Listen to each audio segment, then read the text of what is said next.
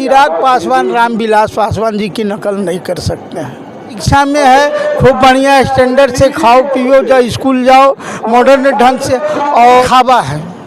लेकिन समय आने के बाद में हमको जैसा लगता है कि दोनों एक ही पटल पर आवे। गरीबी शिक्षा है, खिचड़ी खाओ, और शिक्षा के मामले में नदारत कि 24 में परिवर्तन होगा एकदम निश्चित है ना। हाँ, जो युवा से लेकर के दलित और मुस्लिम सब इससे खपा। जो पासवान जी जिस पटल पर चल रहे थे वैसे इनको चलना पड़ेगा, समय के मुताबिक चल। हनुमान का तो खैर वर्चस्व है, मैंने वहाँ पे ग्राउंड रिपोर्ट किया है। कुछ में आप एक्टिविस्ट लाइव देख रहे हैं।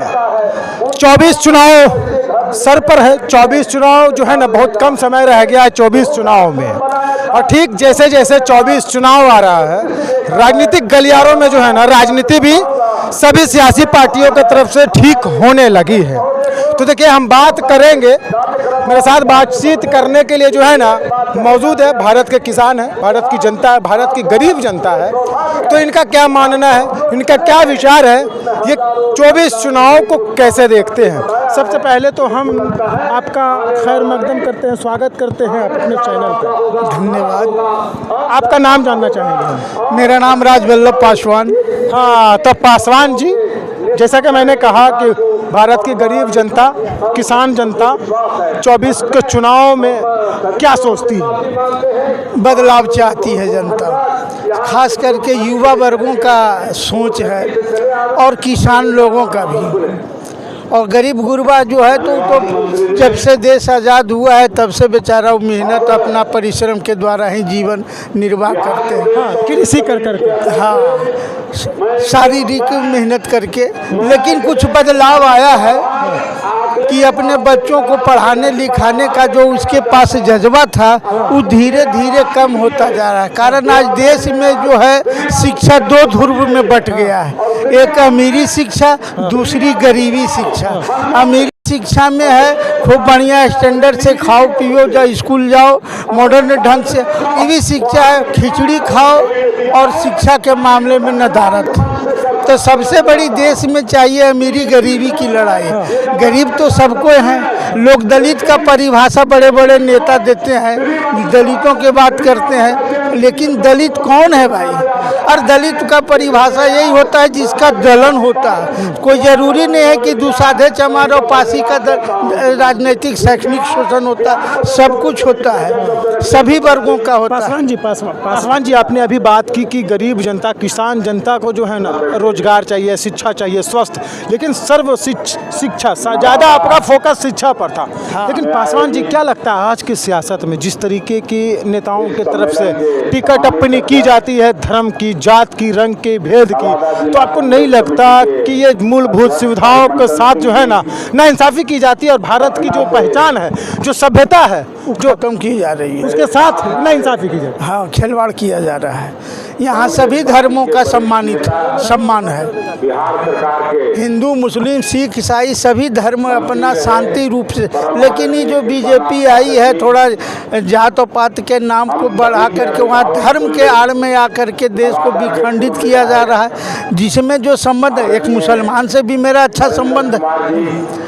अच्छा, मेन बात है कि हम लोगों का सोच जो होना चाहिए, नेता जो है उस पर मतलब कि पर्दा डाल देता, और जो बात उठना चाहिए वो दबा करके दूसरा बात ले आता है, वो भटक जाता है। पासवान जी, क्या लगता है कि बैकवर्ड समाज जैसे मांझी जी, कुशवाहा जी, चिराग जी, जिस समाज से आप आते हैं, चिराग जी लगातार कहे जाते हैं कि जो है ना मोदी के हनुमान है चिराग जी, आप उसी समाज से आते हैं, और आप अभी मोदी जी की नाकामियों को गिना रहे थे। अब मोदी और चिराग जी लगातार जो है ना उनकी प्रशंसा करते हैं, वो कहते हैं जो है ना प्रचंड जीत के साथ वो जो है ना सरकार में आने वाली है। चिराग जी राजनीति के गलियारे से आए हैं, उनके फादर बहुत बड़े नेता थे। बिल्कुल, निश्चित रूप से, और उनकी पहचान इस देश में था, और बहुत अच्छे ढंग से वो काम किए थे। तो चिराग पासवान रामविलास पासवान जी की नकल नहीं कर सकते हैं, कारण उनके पास वो क्षमता जो नहीं है कि मतलब गरीब गुरबा के साथ मिल करके कंधे से कंधे मिला करके चलें।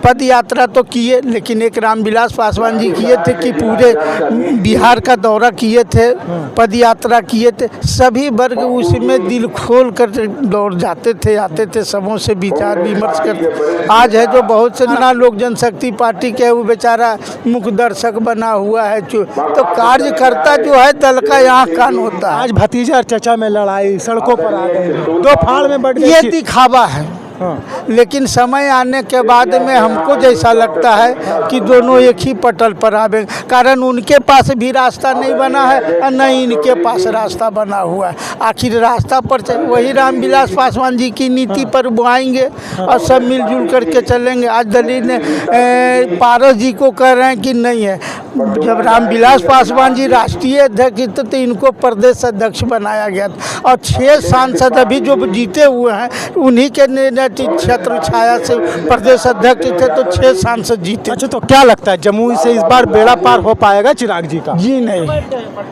अभी लोहे का चना चबाना पड़ेगा। हाँ, ये मतलब इंडिया गठबंधन के तरफ से उनको कड़ी टक्कर मिली। ये बहुत जबरदस्त थे, वो जो कभी सोचे नहीं थे वो उनको होगा। लेकिन पासवान जी, हनुमान का तो खैर वर्चस्व है, मैंने वहाँ पे ग्राउंड रिपोर्ट किया है। कुछ में आग लगा करके लंका जला दिए थे, राम जी की जय जयकारी किए थे, लेकिन हनुमान जी को जब लास्ट देखा गया तो माला उनको पहनाया गया तो बोला ये मोती वाला माला हमको क्या, वो दांत से तोड़ तोड़ के फेंकते गए। लेकिन जब पूछा गया तो सीना चीर के, तो वही बात इनको करना होगा।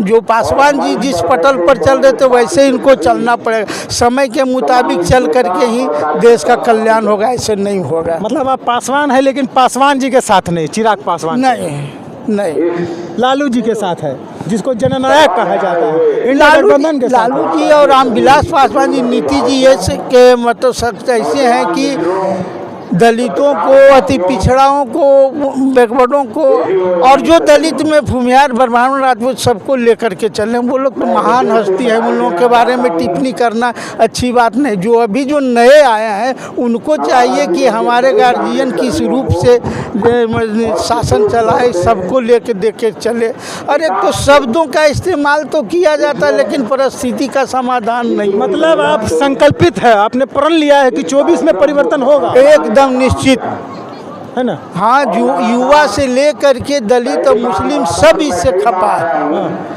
गांव में जाइएगा तो मतलब कि है, पहले तो कहला खले मंगनी गैस देवो, अब तो पैसे बोले है और मतलब सब्सिडी नहीं देता है। ये तो रामविलास पासवान जी का देन है कि जन वितरण प्रणाली में उन लोगों को मतलब मुफ्त राशन दिया जा रहा है, नहीं तो ऐसा तो कोई नेता नजर नहीं आ रहा था। चलिए ठीक है, तो पासवान जी बहुत आपने कीमती वक्त दिया, आपका बहुत धन्यवाद।